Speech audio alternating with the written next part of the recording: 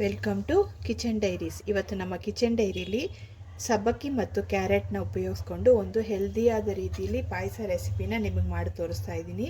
ಅದು ಹೇಗೆ ಮಾಡೋದಂತ ಇವತ್ತಿನ ವಿಡಿಯೋದಲ್ಲಿ ನೋಡೋಣ.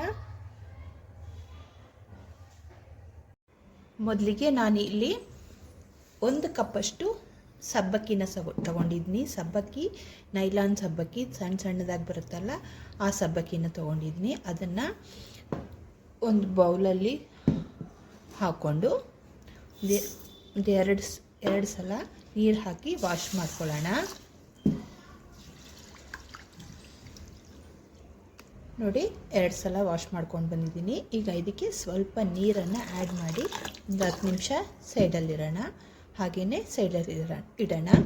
ಈಗ ನಾನಿಲ್ಲಿ ಒಂದು ದೊಡ್ಡ ಸೈಜಷ್ಟು ಕ್ಯಾರೆಟ್ನ ತಗೊಂಡು ಸಿಪ್ಪೆ ಎಲ್ಲ ಕ್ಲೀನ್ ಮಾಡಿಕೊಂಡು ಈ ಥರ ದೊಡ್ಡದಾಗಿ ತುರಿದಿಟ್ಕೊಂಡಿದ್ದೀನಿ. ಇಷ್ಟನ್ನು ರೆಡಿ ಮಾಡಿ ಇಟ್ಕೊಂಡಿದ್ದೀನಿ. ಮುಂದೆ ಏನು ಮಾಡಬೇಕು ಅಂತ ನೋಡೋಣ. ಈಗ ನೋಡಿ, ಸ್ಟವ್ ಮೇಲೆ ಒಂದು ಬಾಣಲಿ ಇಟ್ಕೊಂಡಿದ್ದೀನಿ. ಇದಕ್ಕೆ 1 ಸ್ಪೂನಷ್ಟು ತುಪ್ಪನ ಆ್ಯಡ್ ಮಾಡ್ಕೊಳ್ಳೋಣ.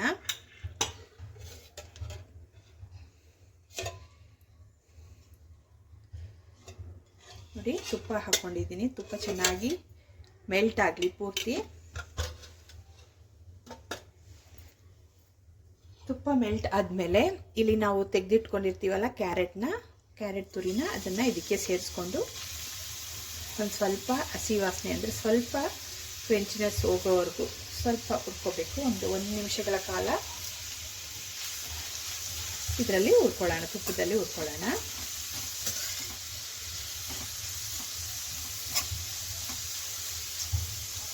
ನೋಡಿ, ಸಿಮ್ಮಲ್ಲಿ ಒಂದು 2 ನಿಮಿಷಗಳ ಕಾಲ ಹುರ್ಕೊಂಡಿದ್ದೀನಿ. ಗಮ್ ಅಂತ ಸ್ಮೆಲ್ ಬರ್ತಿದೆ. ಈ ಟೈಮಲ್ಲಿ ಇದನ್ನು ಒಂದು ಪ್ಲೇಟಿಗೆ ತೆಗೆದಿಟ್ಕೊಳ್ಳೋಣ.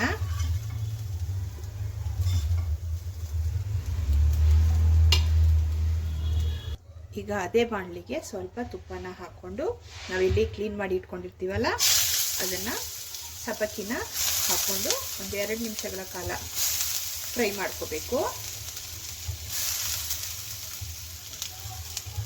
ನೋಡಿ, ಫ್ರೈ ಮಾಡಿಕೊಂಡು ಯಾವ ಕಪ್ಪಲ್ಲಿ ಸಬ್ಬಕ್ಕಿ ತಗೊಂಡು ಅದೇ ಕಪ್ಪಲ್ಲಿ 1 ಕಪ್ ನೀರನ್ನು ಇದಕ್ಕೆ ಸೇರಿಸ್ಕೊಳ್ಳೋಣ. ನೀರು ಹಾಕ್ಕೊಂಡು ಒಂದು 2 ನಿಮಿಷ ಹಾಗೆಯೇ ಕುದಿಯೋದಕ್ಕೆ ಬಿಡೋಣ. ಈಗ ನೋಡಿ, 1 ನಿಮಿಷ ಆಗಿದೆ. ಈ ಟೈಮಲ್ಲಿ ನಾವು ಯಾವ ಕಪ್ಪಲ್ಲಿ ಸಬ್ಬಕ್ಕಿನ ತಗೊಂಡಿದ್ವೋ ಅದೇ ಕಪ್ಪಲ್ಲಿ 2 ಕಪ್ಪಷ್ಟು ಹಾಲನ್ನು ಇದಕ್ಕೆ ಸೇರಿಸ್ಕೊಳ್ಳೋಣ. ನೋಡಿ, 2 ಕಪ್ಪಷ್ಟು ಹಾಲನ್ನು ಸೇರಿಸ್ಕೊಳ್ತಾ ಇದ್ದೀನಿ. ಈಗ ಸ್ಟವ್ ಫ್ಲೇಮನ್ನು ಸಿಮ್ ಮಾಡಿ ಇದನ್ನು ಚೆನ್ನಾಗಿ ಬೇಯೋದಕ್ಕೆ ಬಿಡೋಣ. ನಾನು ಹಾಲಿಗೆ ಬದಲು ಫಸ್ಟು ನೀರು ಹಾಕ್ಕೊಂಡಿದ್ನಲ್ಲ, ಅದಕ್ಕೆ ಬದಲು ನೀವು ಹಾಲನ್ನು ಹಾಕ್ಕೋಬೋದು. ನೀರು ಸ್ವಲ್ಪ ಹಾಕ್ಕೊಂಡು ಬೇಯಿಸ್ಕೊಂಡ್ರೆ ಬೇಗ ಬೇಯುತ್ತೆ ಅಂತ ನಾನು ಮೊದಲಿಗೆ ನೀರು ಹಾಕ್ಕೊಂಡು ಆಮೇಲೆ ಹಾಲಲ್ಲಿ ಬೇಯಿಸ್ತಾ ಇದ್ದೀನಿ.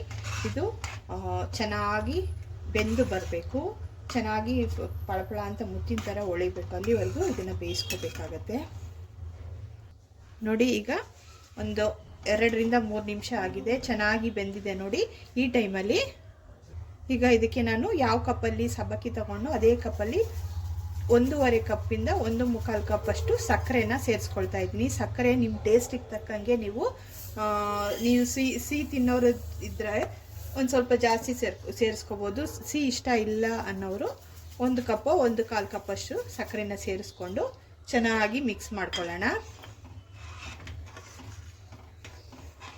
ಇದಕ್ಕೆ ಸಕ್ಕರೆ ಬದಲು ನೀವು ಬೆಲ್ಲನೂ ಹಾಕ್ಕೋಬೋದು ಅಥವಾ ಕಂಡೆನ್ಸ್ ಮಿಲ್ಕನ್ನು ಸೇರಿಸ್ಕೋಬೋದು. ಇದು ಸ್ವೀಟ್ನೆಸ್ಸು ನಿಮ್ಮ ಚಾಯ್ಸು, ನೀವು ಏನು ಬೇಕಾದರೂ ಆ್ಯಡ್ ಮಾಡ್ಕೋಬೋದು. ಈಗ ನಾನು ಇದಕ್ಕೆ ಸ್ವಲ್ಪ ಏಲಕ್ಕಿನ ಕುಟ್ಟಿ ಹಾಕ್ಕೊಳ್ತಾ ಇದ್ದೀನಿ. ಹಾಕ್ಕೊಂಡು ನೀಟಾಗಿ ಮಿಕ್ಸ್ ಮಾಡ್ಕೊಳ್ಳೋಣ. ಮಿಕ್ಸ್ ಮಾಡ್ಕೊಂಡ್ಮೇಲೆ ಇಲ್ಲಿ ನಾವು ರೆಡಿ ಮಾಡಿ ಇಟ್ಕೊಂಡಿರ್ತೀವಲ್ಲ ಕ್ಯಾರೆಟ್ ತುರಿನ, ಅದನ್ನು ಇದ್ರ ಜೊತೆಗೆ ಸೇರಿಸ್ಕೋಬೇಕು. ಸೇರಿಸ್ಕೊಂಡು ಒಂದ್ಸಲ ನೀಟಾಗಿ ಮಿಕ್ಸ್ ಮಾಡ್ಕೊಳ್ಳೋಣ.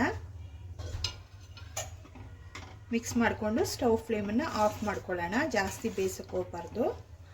ಸಣ್ಣ ಸಬ್ಬಕ್ಕಿ ಅಲ್ವಾ, ಬೇಗ ಬೆಂದೋಗುತ್ತೆ.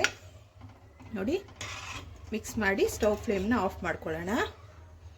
ಈಗ ಸ್ಟವ್ ಮೇಲೆ ಒಂದು ಬಾಣಲಿ ಇಟ್ಕೊಂಡು ಸ್ವಲ್ಪ ತುಪ್ಪನ ಹಾಕ್ಕೊಂಡಿದ್ದೀನಿ.